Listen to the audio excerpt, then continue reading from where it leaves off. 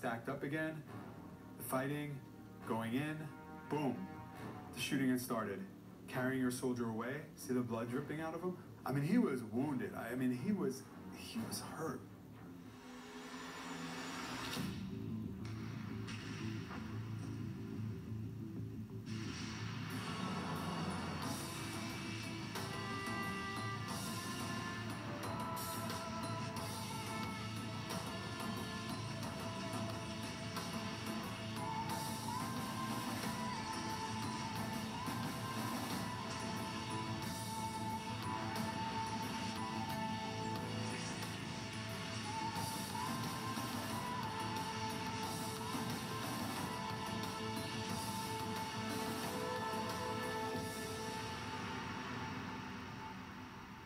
Zobaczyłem tylko błysk i poczułem ukłucie.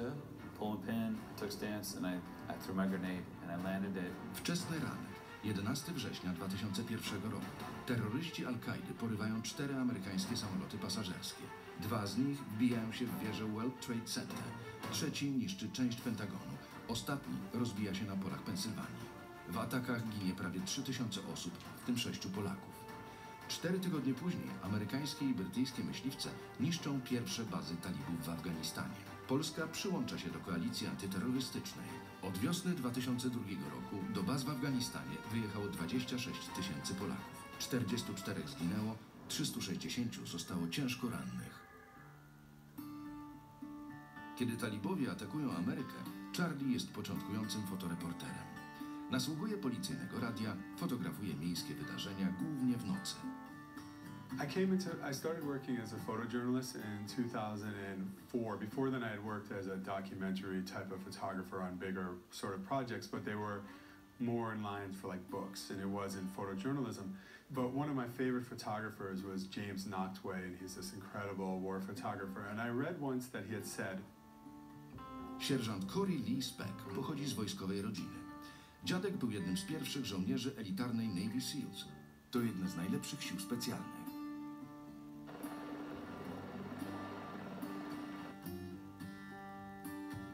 Got there about 11:30, and 6:30 in the morning we were on our first patrol, and we got pinned down by snipers, and I earned my combat badge in my first 11 hours in Afghanistan, which is what you see right here.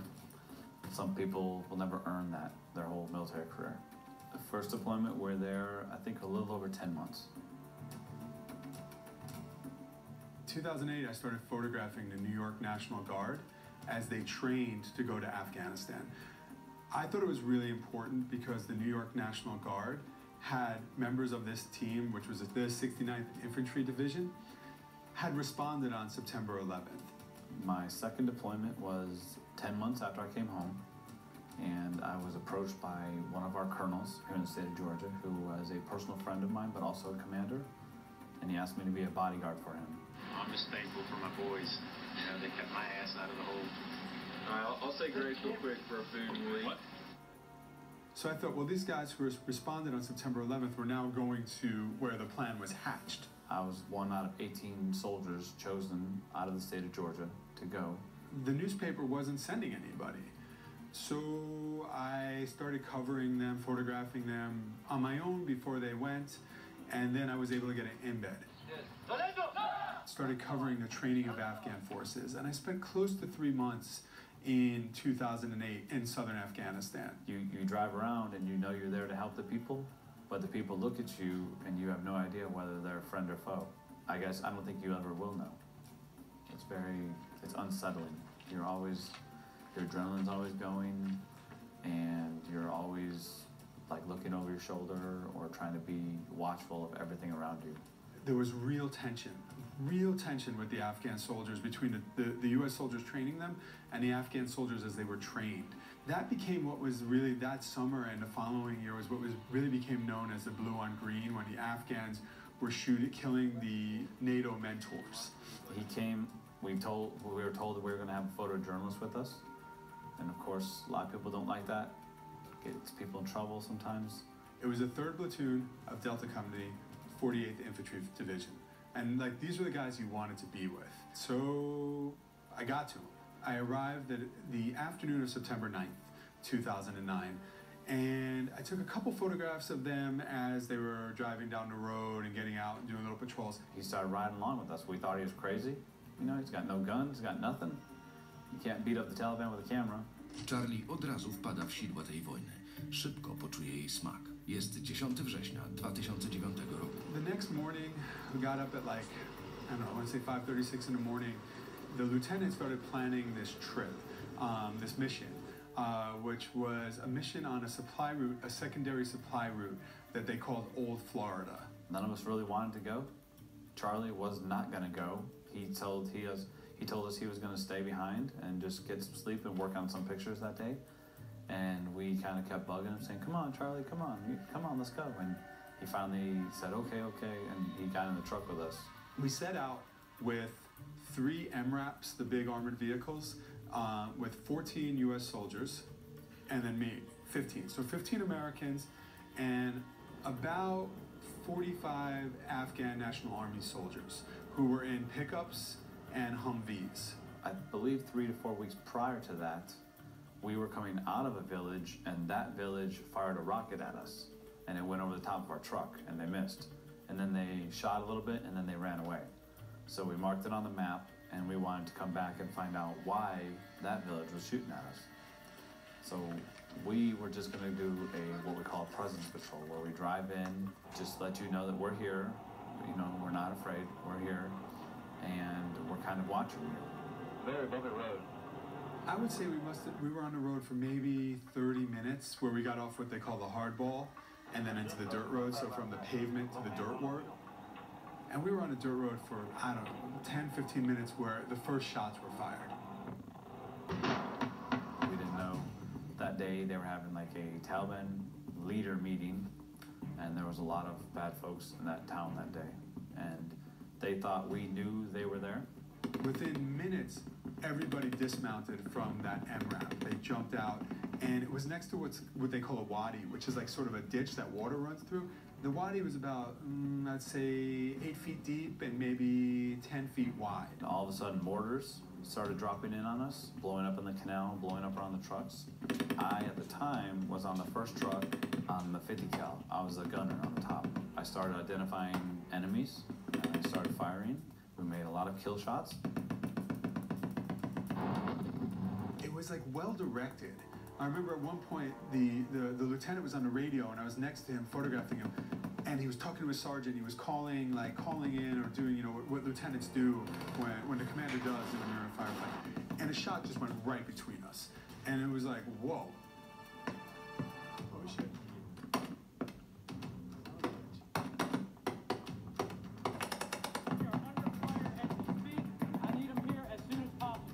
And then about 2.5 hours, our emergency cast came on station, meaning Apaches, helicopters. They came on station and they started flying around and identifying enemy combatants, taking shots again. And at that time, it kind of gave us a break because I think the enemy was trying to scatter and hide.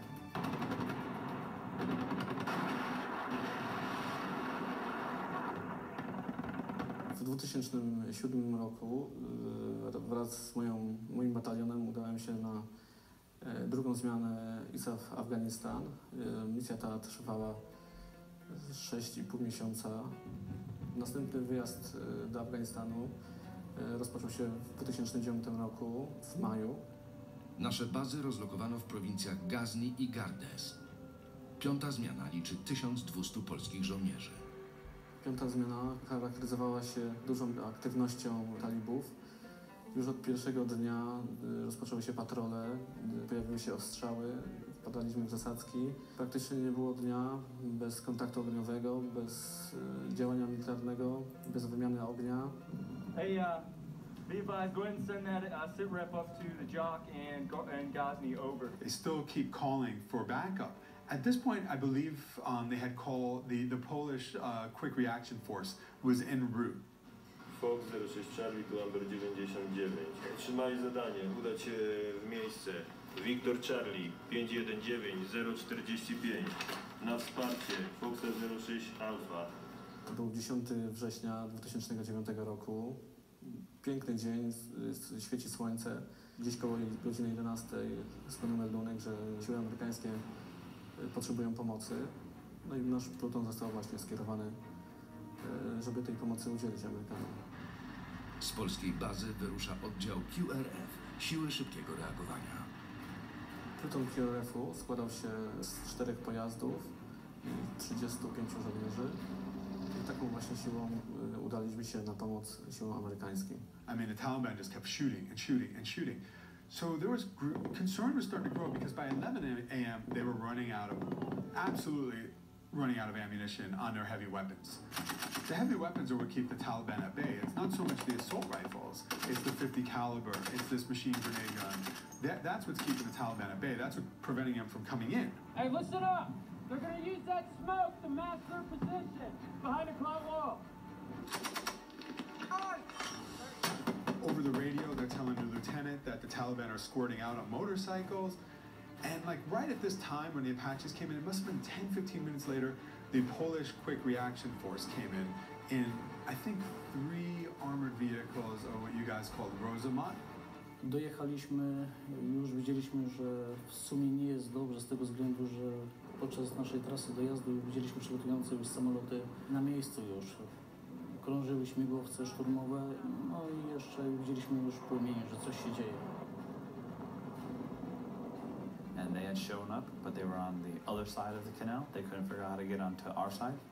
So some of their dismounts got off their trucks and they came down in the canal and then back into our side. And I dismounted and put a different gunner on the truck. Poprosili nas o to, żebyśmy razem z nimi weszli do wioski. Zostały wydzielone siły od nas, które mogły tam wejść. Taka wzmocniona drużyna. Znalazłem się w składzie drużyny, która miała wesprzeć siły amerykańskie w przeszukaniu wioski. We're trying to just practically follow the blood trails because that was the best way to find them. And we searched a lot of homes, found a lot of weapons. The best way to describe this village is imagine a cornfield and you have roads and you can't see over and you can't see over. It was like labyrinths and mud walls and lots of little structures. And when we started, we had A&A with us. But when this happened, when we turned around, they were gone. I think we had maybe 5 A&A, 4 A&A guys. And what they had done was they had got in their trucks and ran away. But they went the same exact road that we came in on, which is very dangerous because the enemy likes to put bombs or IEDs or wait for you thinking you're going to come that way. And that's exactly what they did.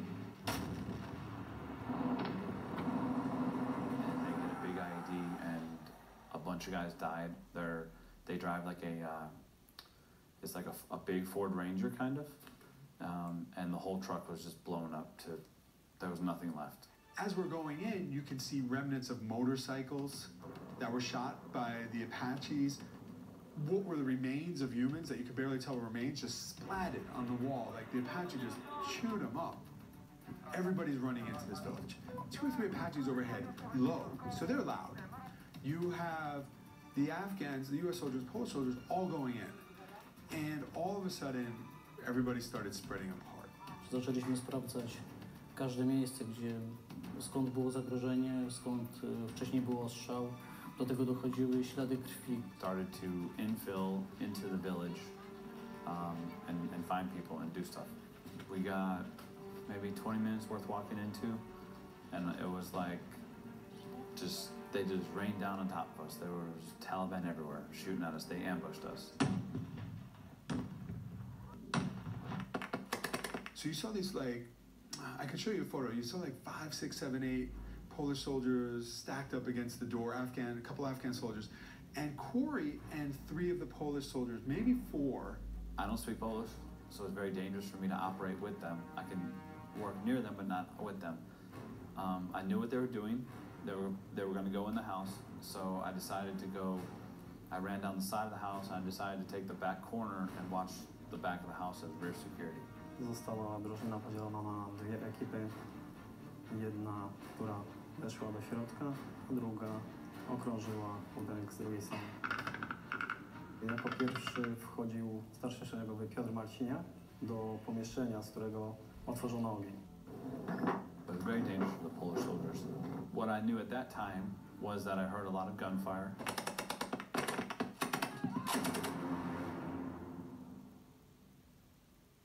And then it went quiet.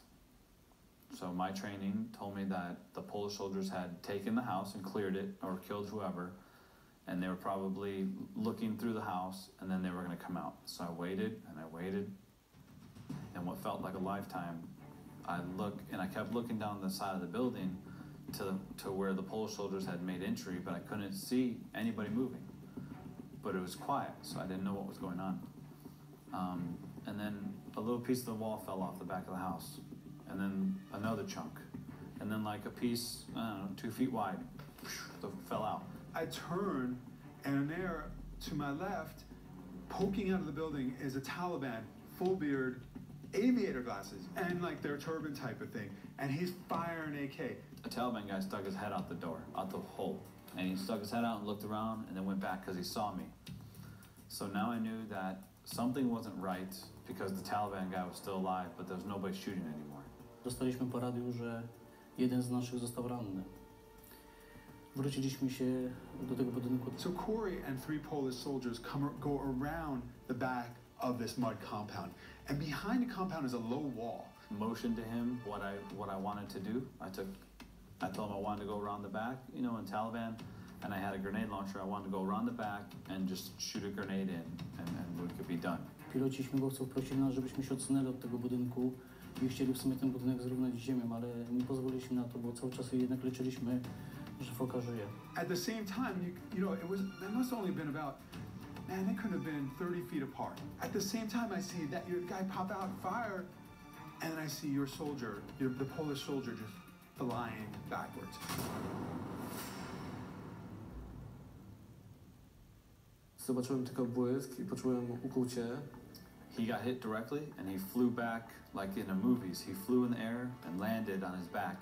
Lost his gun, and he was rolling around. He was in pain. He had blood everywhere. Poczułem ciepło na klatce piersiowej z krwi, która wypływała.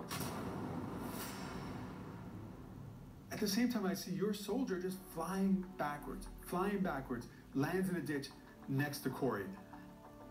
This is a second, you know, 2 seconds. My cały czas wiązaliśmy przeciwnika ogniem, ale w sumie można powiedzieć, że też cały czas mieliśmy rany. Z tego względu, że mieliśmy już w sumie jednego zabitego, jednego rannego. Za chwilę następna osoba została ranna, dostała w nogę. At that point, I'm diving into the ditch.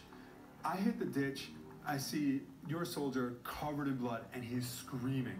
Apaches circling overhead, loud. I mean, it's loud. Wtedy najbliżej mnie znajdował się żołnierz amerykański. He was on his back. I ripped open his jacket, and I saw that his plates had been completely shattered, which means he got shot a couple times.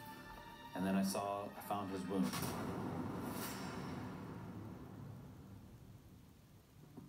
I was having a hard time getting his vest off while Corey was dealing with the wound. So Corey takes out of his first aid kit, pulls out gauze. Przyłożył mi opatrunek.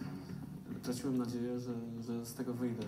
It looked like his armpit and his chest had been tore open by gunshots, and maybe his shoulder, and his pec muscle was falling out of his armpit. It looked like a chicken breast.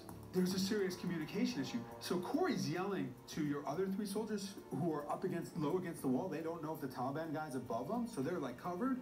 Z 8-osobowej drużyny zostało 3 zdolnych do jakiejkolwiek walki. Już wiedzieliśmy, że nie wejdziemy do budynku, żeby odbić fokę, z tego względu, że już nasze siły były dość okrojone. And I remember I just went like this, and I always carry 2 grenades on my chest. And I felt the grenade, pulled it, I showed the Polish soldiers, the unwounded ones, pull and pin, I took stance, and I threw my grenade, and I landed it right in front of the hole where they were coming out. I don't think they saw it, and they were right in front of it, and when the explosion went off. In the perfect world, I would have liked to just keep taking pictures. That's what I'm there for, that's my job. I went back to taking pictures. I took a picture when he first got shot. Corey was on him, I went boom, took a picture, and I realized right then and there, this was like, photo time was over, you know, that something needed to be done, and the help was needed, and it was just confusion, and I think what it came down to is that I understood what Corey needed help. On nawet trzymał broń tego żołnierza amerykańskiego, który opatrywał Kuliego. One Polish soldier he really wanted to carry his friend, so he put his gun down, he picked him up, and then I held it the back half of his shoulder and his leg to take some of the weight, and we just ran with him. Staraliśmy się jak najszybciej wycofać się w bezpieczne miejsce z tamtej okolicy. Wynieśli mnie spod tego ostrzału w bezpieczne miejsce. We ran through that yard and we got him down. I was kneeling over and I was picking him up on my shoulder, and I stood up and then I heard my team yelling for me, scooped him up, and just with all I had left, I just ran because we were still getting shot at. I just ran down the alley and I stopped when I found my team and the medical doctor. We put him down, we started working on him. Wezwali śmigłowce medyczne, które faktycznie przyleciały po kilku minutach i były w stanie zabrać naszych rannych.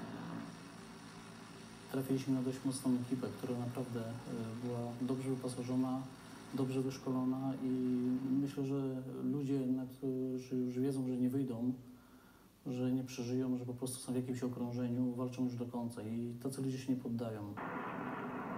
Amerykanie przewożą rannych do szpitala polowego w Gazni. Marcin od razu trafia na stół operacyjny. Trwa walka o jego życie. Zaraz mu zobaczę.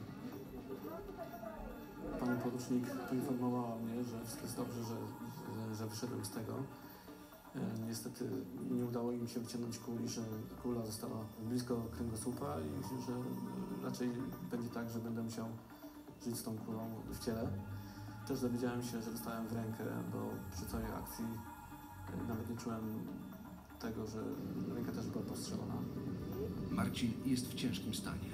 Leży przygotowany do transportu do bazy w Ramstein w Niemczech. Podczas przygotowania mnie do tego transportu nastąpiła następna reanimacja. Okazało się, że mój stan nie jest jeszcze tak stabilny i obudziłem się znowu po paru dniach już w bazie w Niemczech.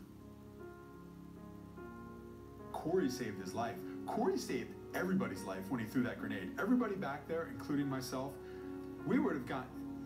That guy was going to keep shooting. I just did what I was trained to do. I didn't care if he was wearing a different uniform or what. I just knew that he had been shot, you know, and he was hurt. So, and he needed help. Oni dla mnie będą największymi bohaterami, bo dzięki nim teraz tu jestem, gdzie jestem. Ja mam swoją rodzinę. I never got to see Martin again. I didn't know who he was. I just prayed and hoped that he had lived, you know? That was it. Because I don't know why I was put there. I didn't want to be on that deployment. I didn't want to be in that area.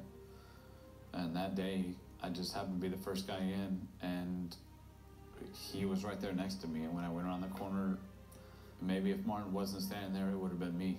You know, I would have been shot. And I don't know what would have happened.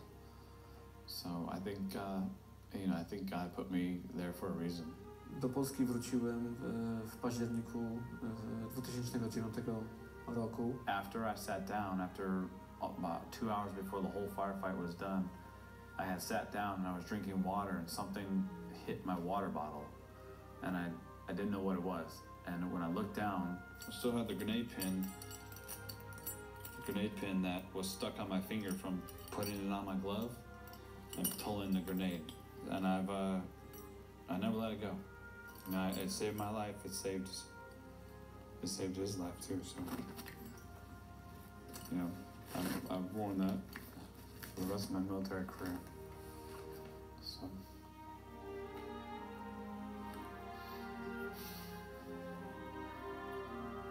Chciałbym kiedyś spotkać tego żołnierza amerykańskiego. Nie wiem, co bym mu powiedział. Myślę, na pewno podałbym mu rękę, podziękowałbym mu za uratowanie życia. Tak naprawdę data 10 września 2009 roku była datą moich ponownych narodzin. Because I feel that for both of them, it would be good for both of them to meet each other. And that to me what matters. Not so much